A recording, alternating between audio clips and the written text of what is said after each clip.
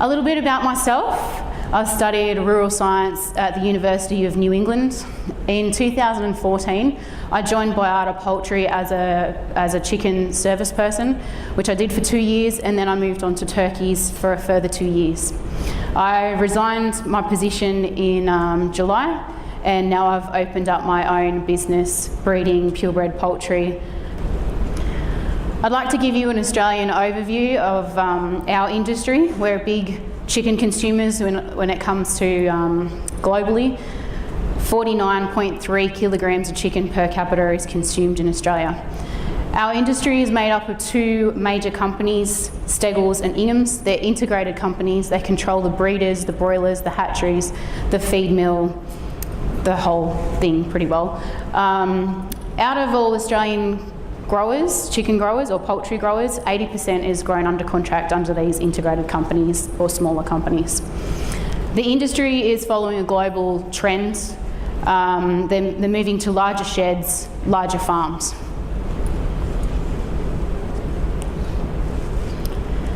This poses a question. There's many innovative ideas and technologies in our industry. We have variable speed fans, environmental control, amazing shedding, in-house hatching, underfloor heating, the list goes on and on. All of these are proven to increase production and reduce running costs, yet we don't have the adoption in our industry. Wayne from Teagles in New Zealand posed this question: why are poultry sheds still square? Why aren't they round? With tunnel ventilation, we spend all this time and money trying to round the corners in our shed to get that optimal airflow. Yet, why can't we just build round sheds? We have the technology, the materials are available. Why do we still have two walls and a roof? The answer: lack of adoption. This brings me to my topic. Why do we have a lack of adoption? What are the barriers and what are the drivers that are going to drive change, drive farmers to want to change? These are some of the shedding that we currently have, and it's quite common in Australia to have this shedding. You can see the shutter sides. These are very similar to the sheds built in the 1960s. And then the other photo, a retrofitted farm to go to tunnel ventilation. It's still the same shed, yet they've retrofitted with curtains and tunnel fans just to keep up, I guess. So industry structure. This was the first point of call. In Canada, it's a supply management system, which is basically you buy a quota, which is you're purchasing a license to operate, and you purchase per kilos. Time and time again, I've been told supply management inhibits innovation. All these guys just, sit back, relax, and get the paycheck as they're at the end of the month. And this is definitely not the case to what I saw. I saw similar amounts of adoption under the quota system to under integrated companies. One example I could think of was Derek from Canada. He was an innovator. He was one of those guys who just pushes that envelope just to see how far he can go, and sometimes even further. He had two barn setups. One was the older style double-story barn, and then one was immaculate. It had polished concrete floors, underfloor heating, and incredible water treatment.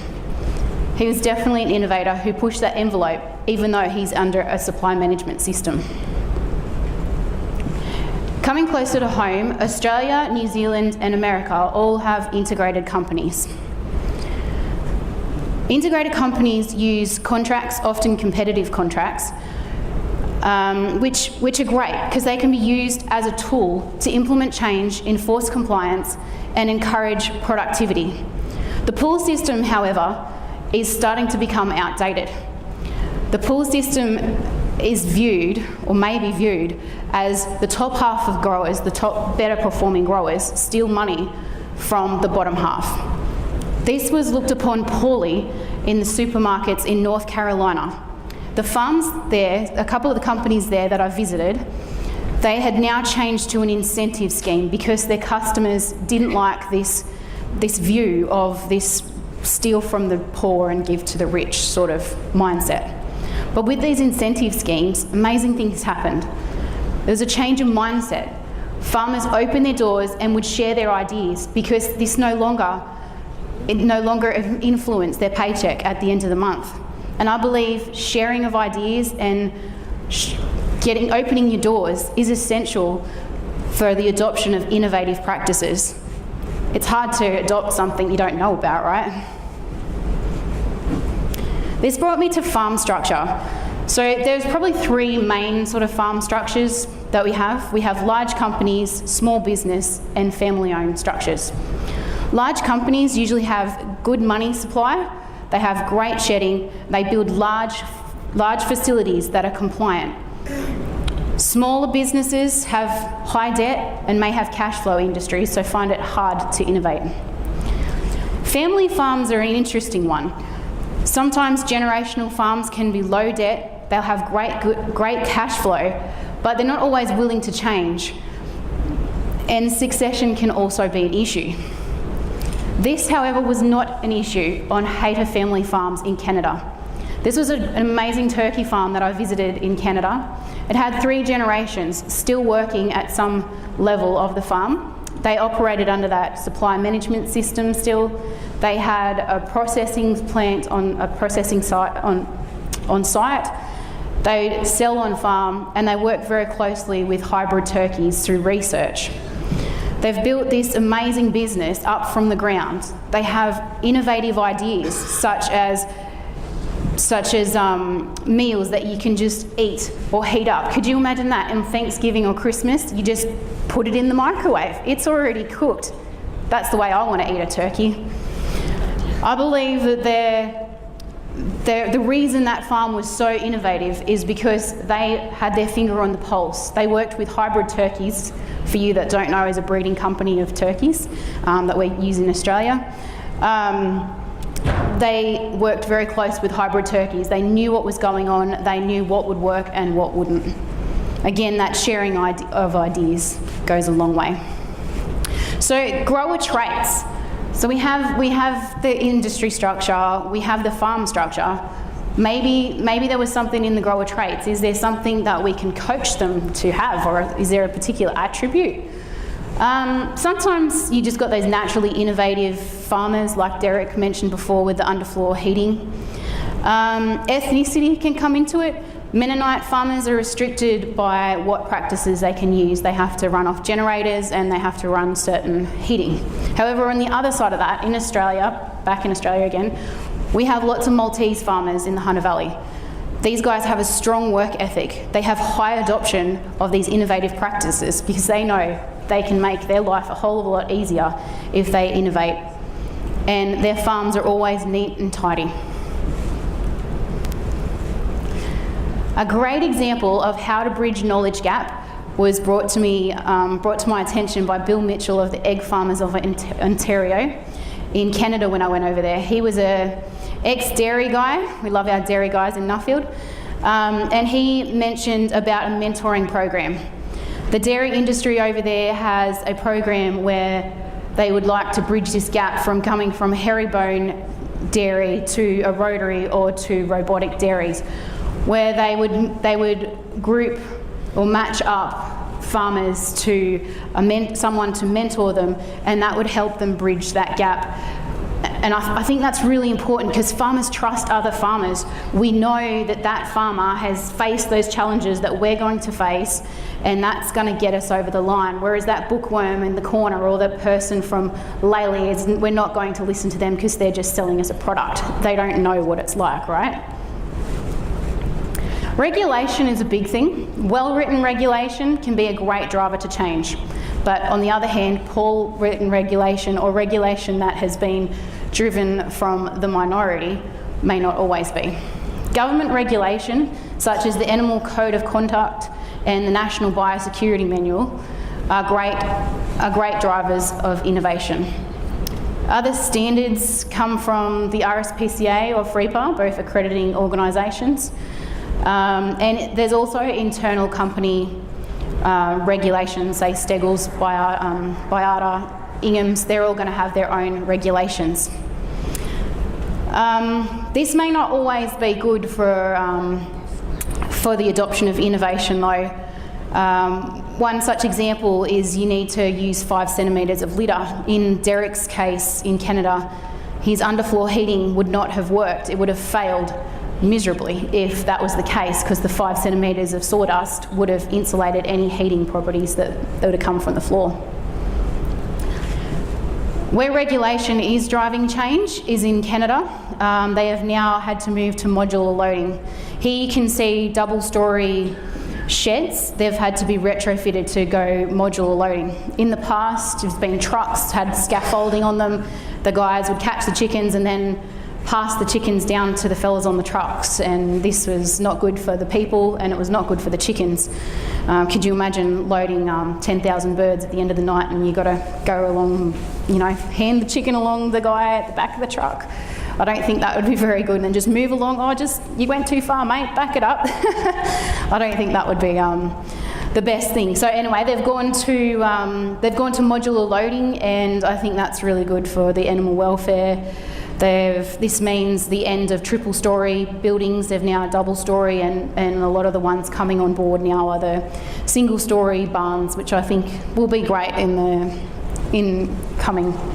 So other influences on adoption: cash flow, disease, regionality, and social licence are all things to look out for when it comes to the adoption. Here you can see multi-storey, multi-tiered vancomatic system.